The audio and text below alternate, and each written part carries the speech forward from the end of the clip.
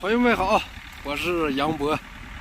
今天呢，挖机接到一个活，取一些土，咱们向前看。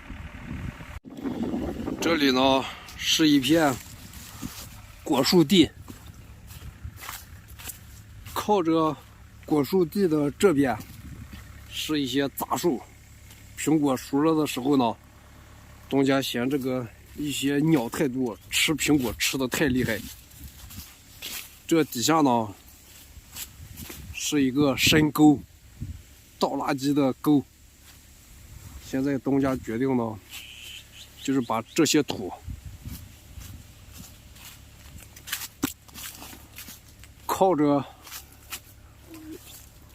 着树的这些土，这边估计有个3-4米厚吧，把这些土呢全部给推到那沟底下去。这些鸟太多了，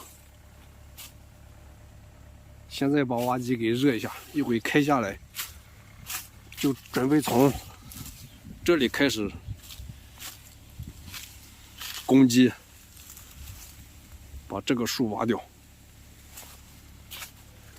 现在东家去拿锯子了，这个空子还稍微宽一些，把这些树枝呢给弄下锯掉，让挖机好过来。